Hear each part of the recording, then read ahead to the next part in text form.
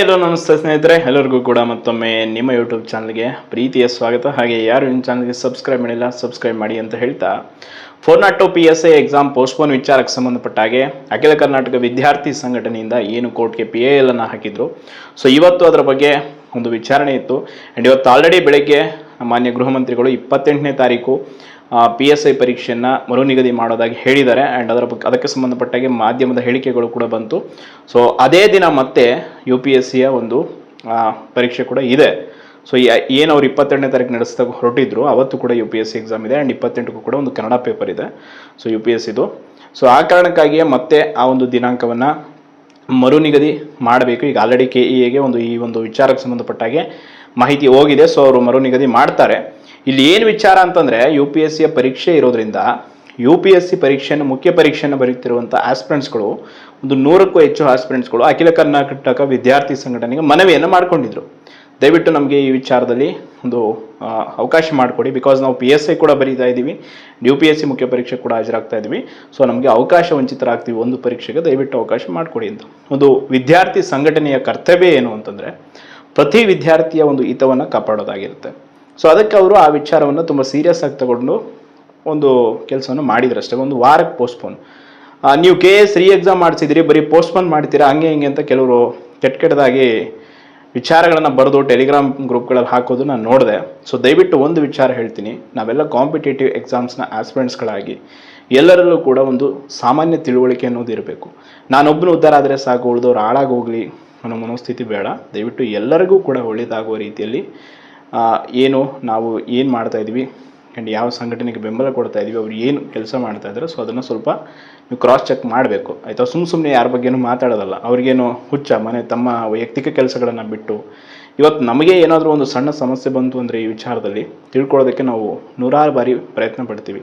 ಅಂಥದ್ರಲ್ಲಿ ಅವರು ತಮ್ಮ ಸ್ವಂತ ಕೆಲಸಗಳನ್ನು ಬಿಟ್ಟು ತಮ್ಮ ಮೇಲೆ 10-12 ಕೇಸ್ಗಳನ್ನ ಹಾಕ್ಸ್ಕೊಂಡು ವಿದ್ಯಾರ್ಥಿಗಳ ಪರವಾಗಿ ನಿಂತ್ಕೊಂಡು ಈ ಎಲ್ಲ ವಿಚಾರಗಳಲ್ಲಿ ಅವರೊಂದು ಪಾರ್ಟಿಸಿಪೇಟ್ ಮಾಡ್ತಾ ಇದ್ದಾರೆ. ಈಗ ನೀವು ನನಗೆ ಅನ್ಬೋದು, ನೀನು ದೊಡ್ಡ ಬಕೆಟ್ ನನ್ನ ಮಗ ಅಕ್ಷರ ಸಂಘಟನೆ ಹಂಗೆ ಅಂತ ಅಂದಿದ್ದೀರ. ಅದನ್ನು ಈ ಹಿಂದೆ ಕೂಡ ನಾನು ಅನ್ಸ್ಕೊಂಡಿದ್ದೀನಿ. ನಾವು ಯಾವುದೇ ಸಂಘಟನೆ ಬಕೆಟ್ ಅದು ಇದಲ್ಲ.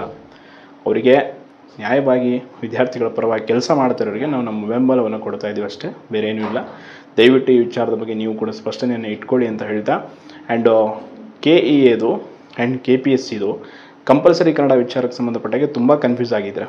KEA ವಿಲೇಜ್ ಅಕೌಂಟ್ ಹಿಡಿದು ಇದೇ ತಿಂಗಳ 29ನೇ ತಾರೀಕು ಕಡ್ಡಾಯ ಕನ್ನಡ ಪರೀಕ್ಷೆ ಇದೆ.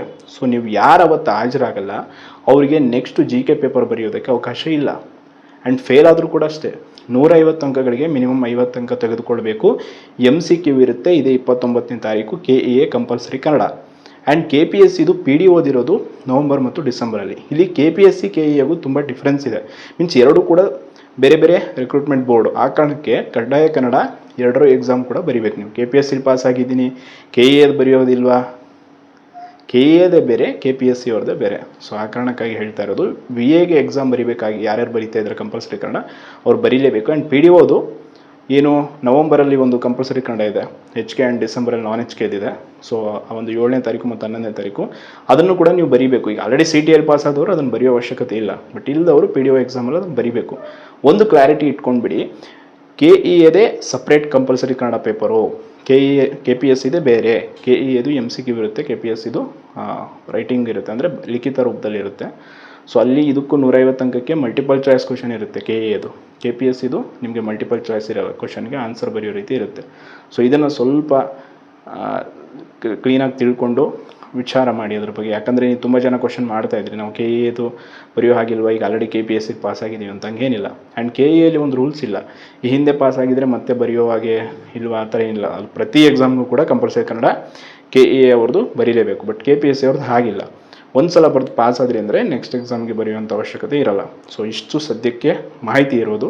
ಆ್ಯಂಡ್ ಇದನ್ನು ಬಿಟ್ಟು ಲ್ಯಾಂಡ್ ಸರ್ವೇರ್ ಎಕ್ಸಾಮ್ದು, ಇಂಡಸ್ಟ್ರಿಯಲ್ ಎಕ್ಸ್ಟೆನ್ಷನ್ ಆಫೀಸರ್ ಎಕ್ಸಾಮ್ದು ಡೇಟ್ ಇನ್ನೂ ಬಿಟ್ಟಿಲ್ಲ. ಸೊ ಅದ್ರ ಬಗ್ಗೆ ಸದ್ಯದಲ್ಲೇ ಒಂದು ಸ್ಪಷ್ಟನೆ ಸಿಗುತ್ತೆ, ಬಿಕಾಸ್ ಇನ್ನೂ ಕೂಡ ಯಾವುದೇ ದಿನಾಂಕ ನಿಗದಿ ಆಗಿಲ್ಲ. ಆ್ಯಂಡ್ KS ಎಕ್ಸಾಮ್ ಬಗ್ಗೆ ಕೂಡ ನೆಕ್ಸ್ಟ್ ವೀಡಿಯೋದಲ್ಲಿ ಅಪ್ಡೇಟ್ ಕೊಡ್ತೀನಿ ಅಂತ ಹೇಳ್ತಾ, ಯಾರು ನಿಮ್ಮ ಚಾನಲ್ಗೆ ಸಬ್ಸ್ಕ್ರೈಬ್ ಮಾಡಿಲ್ಲ ಸಬ್ಸ್ಕ್ರೈಬ್ ಮಾಡಿ. ಧನ್ಯವಾದ.